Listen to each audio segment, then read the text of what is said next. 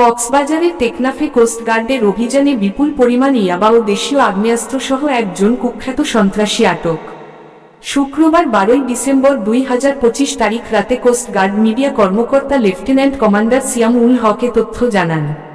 তিনি বলেন, গোয়েন্দা তথ্যের ভিত্তিতে জানা যায়, টেকনাফ থানাধীন হইলা ইউনিয়নের ফুলের ডেইল সংলগ্ন এলাকায় শীর্ষ সন্ত্রাসী জালাল উদ্দিন ওরফে লাশ জালাল ও তার সহযোগীরা অবস্থান করছে।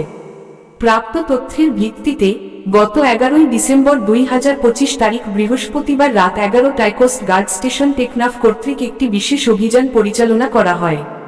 অভিযান চলাকালীন উক্ত এলাকায় একটি দেশীয় একনলা বন্দুক, 8 রাউন্ড ফাঁকা কার্তুজ ও 50 লাখ টাকা মূল্যের 10,000 পিস ইয়াবাসহ জালাল উদ্দিন ওরফে লাশ জালালের ঘনিষ্ঠ সহযোগী লিয়াকতকে আটক করা হয়। আটককৃত সন্ত্রাসী কক্সবাজার জেলার টেকনাফ থানার বাসিন্দা। প্রাথমিক জিজ্ঞাসাবাদে জানা যায়, সে দীর্ঘদিন যাবৎ টেকনাফের শীর্ষ সন্ত্রাসী জালাল উদ্দিন ওরফে লাশ জালালকে সন্ত্রাসী কাজে অস্ত্র, গোলাবারুদ ও ইয়াবা পাচারের মাধ্যমে সহযোগিতা করে আসছিল। জব্দকৃত আলামত ও আটককৃত ব্যক্তির পরবর্তী আইনানুগ ব্যবস্থা গ্রহণের কার্যক্রম প্রক্রিয়াধীন রয়েছে। তিনি আরও বলেন, মাদকের ভয়াল থাবা থেকে তরুণ প্রজন্মকে রক্ষা এবং সন্ত্রাসী কর্মকাণ্ড নির্মূলে কোস্টগার্ড